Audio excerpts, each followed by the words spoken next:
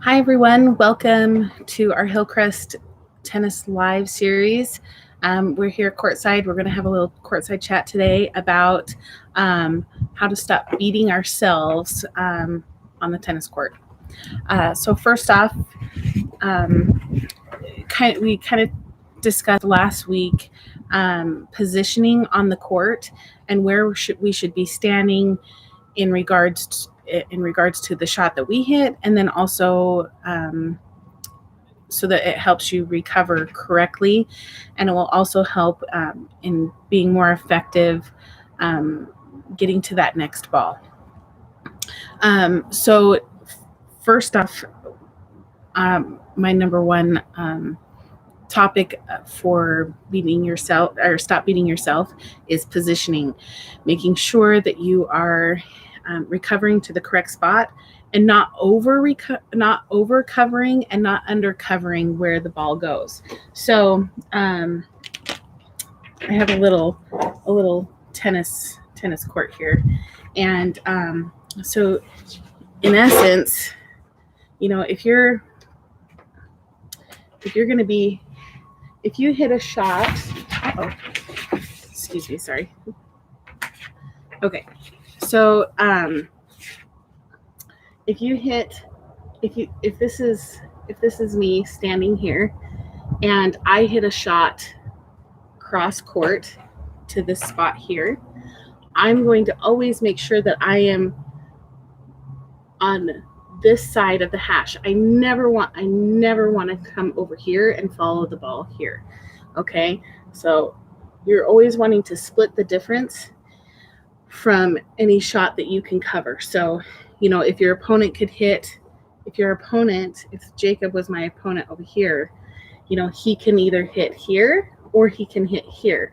So I always want to make sure that I am recovering, so that I'm always recovering to that spot right there. Okay, now you can undercover, which would be, right about here. So you are covering this ball, but you're not covering this ball. Okay, and then you can overcover where you're recovering to the middle, and now depending on where depending on Jacob's shot, he can now hit here. He has a whole bunch of court here and a whole bunch of court here, and now you're stretched out either way. So making sure that you're recovering to the correct spot is going to make a huge difference in how you can retrieve balls, and then also hitting effective shots in return, so that you're not always on the defense. Okay, so then my next point is not hitting to those tiny margins. So if you watch matches, typically we have matches that a lot, what is the percentage? 75% of points are lost by an unforced error. So 75% of the matches that we play, errors are made. Okay, so what we're going to be doing here is discussing not hitting to the smaller margin. So if you watch matches very often, the smaller margins are going to be the down the line margins. Okay, and then so you have your width margins, and then you also have your length. Okay, and then also the height. So if I'll do the green because I did do a net here. So if this is the net, so you need a higher margin. So higher margins over the net, so the height over your net, and then the width in which you hit the ball, and then also the length. Okay, so people that beat themselves too often, they're hitting somewhere too close to that line. And so I would say watching matches, I see a lot of balls hit. They're not they're not missed by much. So we just need to bring in those margins just a little bit. And then I'd say a lot of points are lost by hitting in the net. So if that is the case, if you're hitting a lot of balls in the net, aim just a little bit higher over. So, instead of 2 feet, aim 4 feet. So to kind of double that margin, and that gives you that space and that comfort level. And then you can always bring it back down once you feel like you're getting into a groove. But I'd love to watch a match and see how many balls missed a foot to 2 feet wide. It's just because they need to bring in those margins, and so losing those points too often, we're just missing just by a slight margin, rather than very, very few times do we hit the ball 10 feet out. It's really honestly just those smaller margins. So we just need to make sure that we're bringing in that, and give yourself that margin for error and higher percentage tennis by hitting the ball cross court. And it goes back to, like, you're trying to hit the Superman shot versus just a high percentage ball. So how many errors pile up in order for you to make that one super shot? And so just that mindset change that you have to have on the court. It's not going to be the highlight reel that we see on YouTube or on the tennis channel. It's going to be that steady and consistent high percentage tennis. And I think too often we get caught in this. We want to be in the highlight reel. And so just having that that high margin tennis.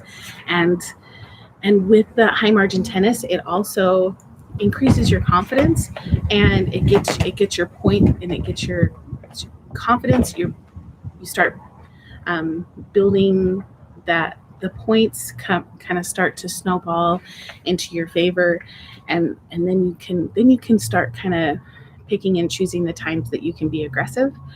But really, most of the time, we just need to play that high percentage tennis. Okay, and then going back to hitting those impossible shots from impossible positions. Too often do we think that we have to create something that isn't there, but somehow we think it is, and we're all guilty of it. But really, it's recognizing those times when we're really off the court and our opponent is in a position to be aggressive. And if we can, now going into my next point, kind of giving yourself more time to neutralize those shots, to neutralize that your opponent, neutralize the point by hitting those higher, loopier balls. It's not a moon ball. You're not playing moon ball tennis, but you're giving yourself time to get back into position. And I think all too often do we have these points where we feel like we have to finish it because we're so out of position, and we have to go down the line in doubles. It's like, well, they were covering it, and it's like, no, you need to make sure that you're playing your high percentage tennis, which is cross court, and you're keeping your partner in play, you're keeping your opponent out of play, and you're giving them the opportunity to miss rather than trying to be the superstar. And so it is just kind of that mind shift, that mindset change again, in thinking like, I don't have to out hit my opponent. I just need to make sure that I can stay in the point one extra ball. Because if you think about it in tennis, we're not figure skaters. We're not, we don't get style points. We're not graded on the difficulty of the shot that you hit. Tennis doesn't we don't get points for technique. We don't get points for power. We don't get points for spin or the special equipment that you have. The nicest guy, the guy with the nicest racket and the nicest outfit, you don't get any extra points for that. And so, you don't get extra points for knowing more or being faster or being more athletic than your opponent. It really all comes down to, respecting that your opponent is a worthy opponent, and then also recognizing and respecting the fact that you're not going to hit a winner on every shot. And so if you can have that mindset change and kind of succumb to those tendencies that, or don't succumb to those tendencies that make you want to hit those winners and hit those outrageous shots that you'll make one every 70 maybe.